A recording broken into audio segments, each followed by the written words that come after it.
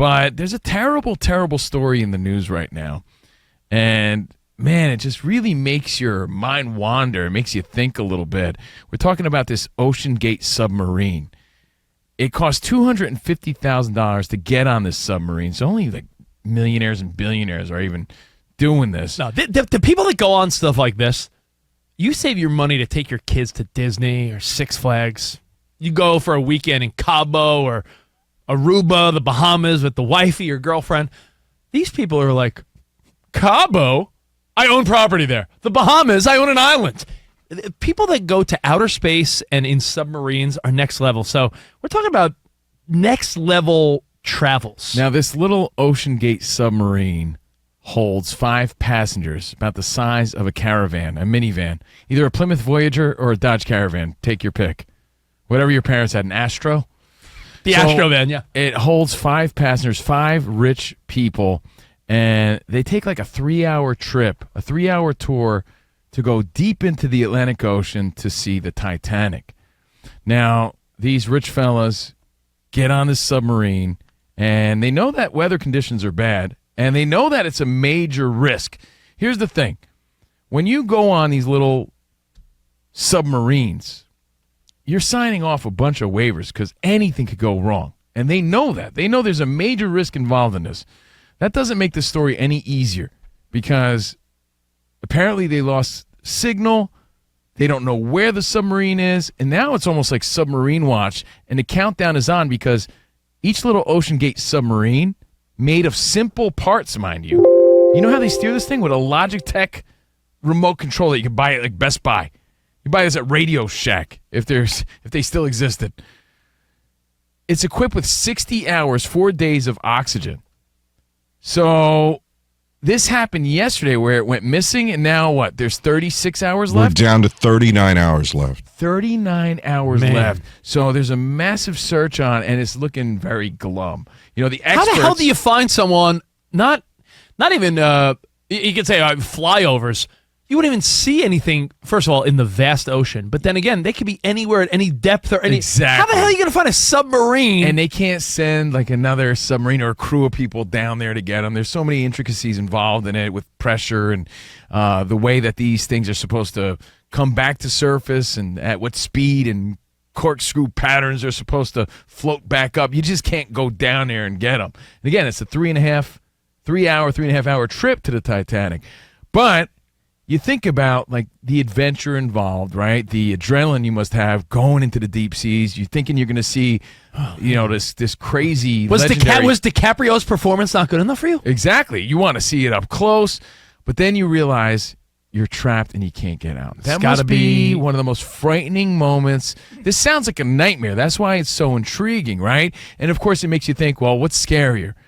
Being trapped in outer space, like lost in space, or trapped in this Black Mirror Twilight Zone episode with 4 other strangers in a submarine in the bottom of the ocean in Newfoundland, right? I mean, you got to ask yourself what's scarier, but first of all, you think these people are cut from more of a thrill-seeking cloth, or I have so much money?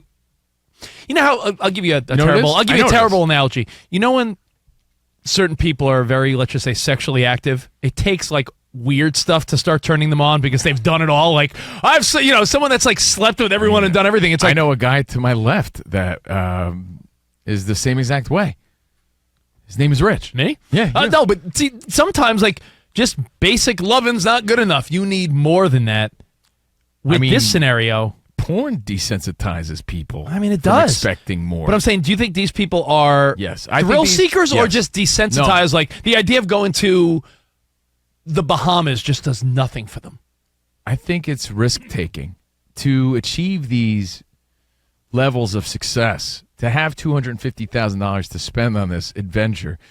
They've taken a lot of risks in the business world, a lot of risks in life. So I think they're extreme risk takers because even if I had the money, Rich, I don't know if I'd want to go to outer space. It sounds too scary to me. It sounds frightening. You know who this reminded me of is the movie Along Came Polly. Remember, they were trying to get an insurance policy for Leland Van Loo, Yeah, and the rich risk taker. Ruben, played Yes. by Ben Stiller, his job was risk assessment, if you remember. And he was like the opposite. Remember, he was like a super non-risky guy. Is this the story of the hippopotamus? That's the movie. Do you I know the story of the hippopotamus? I do know the story of the Hank hippopotamus. Azaria's abs in that movie? Yeah, he was ripped. I feel like he had a bodysuit on. There's no way he was. he must have been on Ozempic. It was a bodysuit. It had to be. I mean, yeah, he was shredded. So the story is sort of and slowly captivating everybody. Some of you are busy. You may have missed it, so we're the first to tell you about it. But if you live the social media life that we live, Or the news. It's on the news like it's the biggest story. This news broke yesterday. Some people may have been on the road or working, and their head's not in this. So we're here to tell you that there's 5 people. At first I heard 3, but I know it holds up to 5. I think we're up to 5, right? 5 people lost. I don't want to say trapped because we don't know. We don't know anything. Lost in this submarine, and not trying to be insensitive whatsoever, Fox Sports Radio Nation, but it got us thinking in our little pre-show meeting. Yes, believe it or not, there is a meeting leading up to this nonsense. Worldwide leaders of nonsense. We're sitting here just BS. Wait, there's a meeting? Yeah, and it's usually Rich eating a sandwich. It's just Rich eating a sandwich, playing with his toes, with his feet up. Trader Joe's chicken salad today. Right. It's fantastic. He comes in with his little baggie of popcorn. He's always complaining about, man, traffic was so bad. But we have this meeting, and it got us thinking. I'm not sure anything in life could be scarier than what they're experiencing or have experienced. And everyone's praying for the best, even though experts, Rich, are saying it's not looking good. I mean, can't they? I mean, they could be stuck. Could they be stuck on something underground? Yes, they said that. Yeah, I've heard that it could be netting, could be something stuck. They could be stuck on the Titanic. They could have experienced any. There's so many things that could have gone wrong, right? And there's always operator error. There's always something that doesn't go right. These sort of things are very common in this world, apparently. So unlike a main sub, like the subs you see from like the Navy and stuff, Yeah. which are their own, there's nothing connected to them. This has something actually connected to it, right? From the ship. There's isn't there a line that's connected to it that helps it guide it down? Why can't they just bring that line back up? I don't know anything about the line, but you're right. There is, because they've experienced problems before where the ship or whatever on the surface lost communication with other submarines, and they were trying to tell them which way to go. Okay. I think it just got to a point where we don't know what happened. They don't know what happened. They lost all communication. Think about it. I think Ramos is saying is essentially like a string attached to like a fish line of sorts. I don't know how that works, but clearly it's not functioning, right, or not existing. I don't think they know where anything is. They don't know where any of this is. Yeah. But like I said, there have been other navigational issues in the past with that sort of thing where they lost communication with the ship above. Now, again, in our brainstorming meeting, we're talking about how terrible this is and what would be scarier. And being that it's Fox Sports Radio Nation, without being insensitive whatsoever, let's make it very clear. He said that 4 times. Are you convinced someone's going to think you're insensitive? I mean, do we not live in the most sensitive climate ever of all time in all of history? Probably. So to not offend anybody, it did get us thinking. And we were like, well, yeah, that's got to be one of the scariest situations. But in sports. But in sports. What is the scariest situation to be in? And we have a few that are hard to debate. I feel like I have the number 1 answer. I think I got the number 1 answer. And we want your answer. We want your thoughts on this story because it is one of those that captivate you, right? You're Googling stuff. You're trying to get information. You turn into a web sleuth and you're trying to get the answers. Like, where are they? What's the scariest sports situation to be faced with in life, in professional sports, whatever? Your thoughts at 877-99 on Fox or at Covino and Rich on social media. What's your answer? You want my answer? I want to say. It's so fitting because today is a Tyson Tuesday. Today is a Tyson Tuesday. We got Iron Mike trivia next hour. You don't think getting in the ring with Mike Tyson at his most ferocious in his prime, when he was the invincible Iron Mike Tyson, when he wanted to eat your children, you don't think getting in the ring with that guy, having to stare down with that guy, was frightening? Knowing that he wanted to knock your block off? Hard to top that. Hard to top Hard that. to top getting in the ring with Mike. Now, these Like, are he was not the definition of intimidation. These back scenarios we're going to throw you, they're not what ifs. They're like, this is going to happen. So your answer is you get in a ring and have to fight Mike Tyson in his prime. then. Has to be. And I get it. A fighter's mentality, you have the confidence that you could potentially win. But you saw at one point, he was so much larger than life and so invincible. Like, you saw grown-ass men, like, Way bigger scared, than him. bigger than him, scared. Couldn't even look him in the eye because they were so frightened by the legend that was growing right before our eyes, Mike Tyson. So in the world of sports, All right, I got did one. it get scarier than that? I got one that it's going to be tough to beat Tyson, right? It's going to be tough to say Well, yeah, I 'cause could. He wants to kill you in that moment. It's tough to say there's a scarier thing in sports than having to get in the ring with a heavyweight champion in their prime, and you have to fight them. Not just the heavyweight champion. He seemed to be like an unstable guy at the time who was just ferocious and vicious in every way. You know, he wanted to instill fear in you. In the ring with Tyson Mm-hmm. might be number one. You got to think of each sport. Like, what's the Right. scary moment? If you're a left-handed batter and you had to get in the batter's box, and Randy Johnson was mad at you, and he said, "I'm gonna hit you," knowing that you're about to get hit by a Randy Johnson fastball. If you're a left-handed batter, like you know, Yeah, you got you're this- about to get this- drilled. this Remember what happened to that unhinged- bird? Yeah, that bird. Exactly. Yeah, I don't want to be that bird. you don't want to be that bird, man. Remember John Kruk at the All-Star game, like almost pooped his pants? Wait, how? Yeah, he put his helmet on backwards. Yeah. I mean, legendary clip. But Randy Johnson, what, a gangly 6'9"? How tall is that He's guy? 6'10", I think. 6'10"?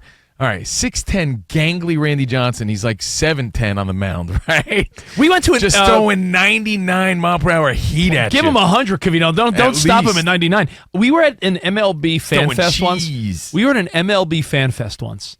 We've actually gone a few times. We were lucky enough to go to some of these MLB All-Star Week Fan Fest shenanigans and fun.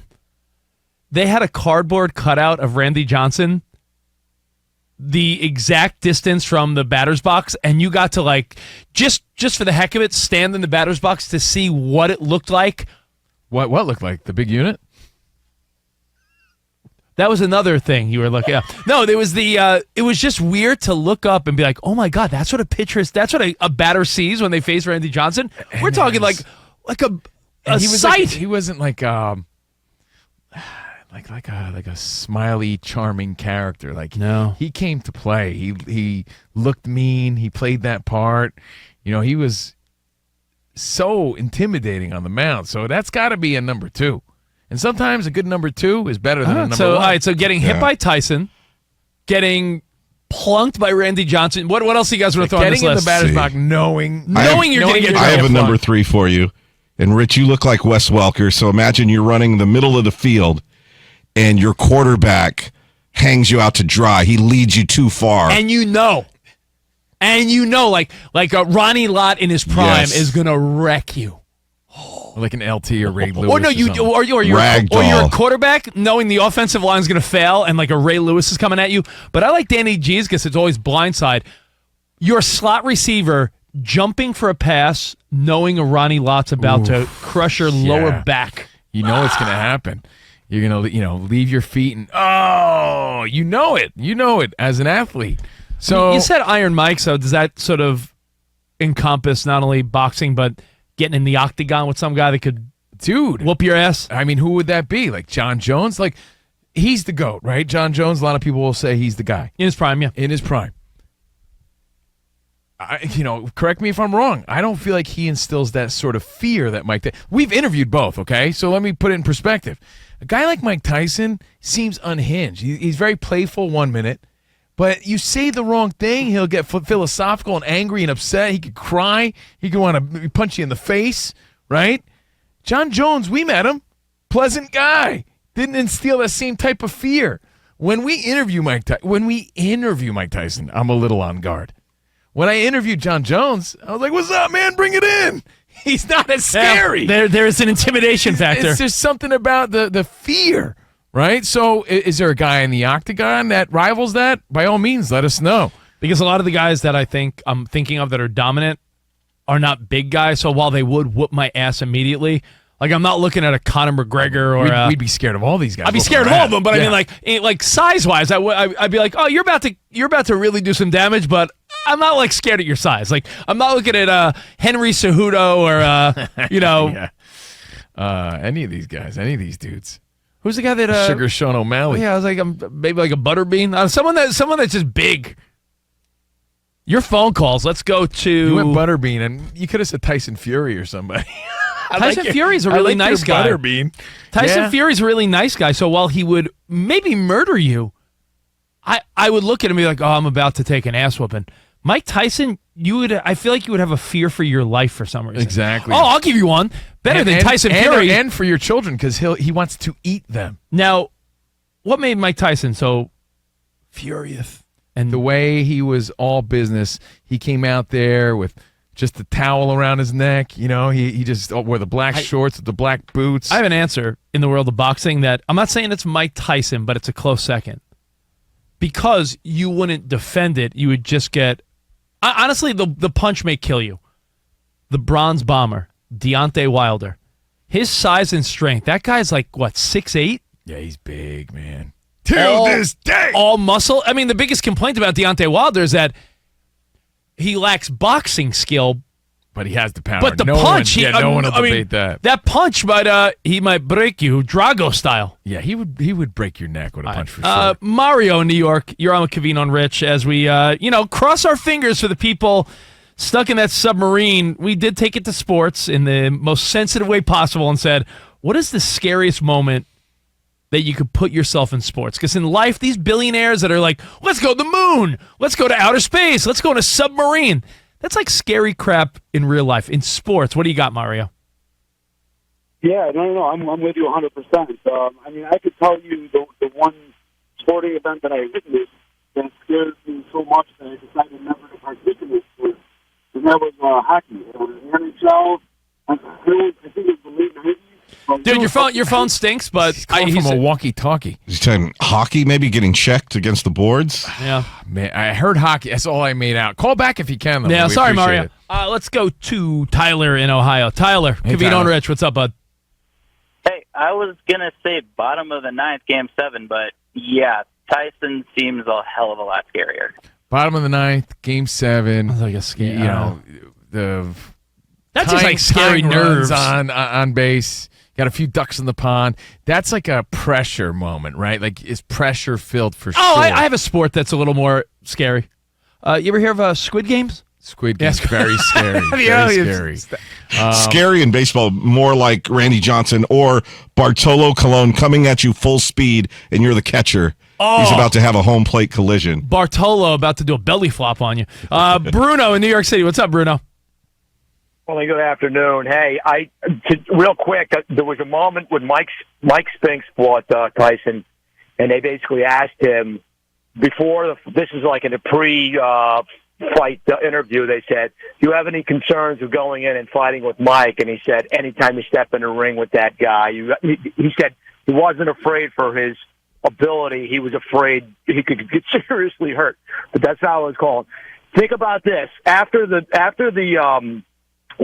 All I can think of is a fading offensive line, and you got Lawrence Taylor on the other side, and especially after what's his name took his leg off. I'm blanking out right now. Theismann? Yeah, when he took Theismann's leg out. When you think of how they hit harder back then, I would say a current player, but they're now trained and specialized in not hitting the quarterback hard. But when there were no rules back in the day, a Lawrence Taylor coming at an unprotected quarterback would make you fear for your life. And that's what we need to keep in mind, too, when we reminisce a little bit. Like at a Joe Montana or a Joe Theismann, not only did they have to play under these pressure situations, but they had to play with the fear of knowing that these dudes were trying to hurt them. Oh,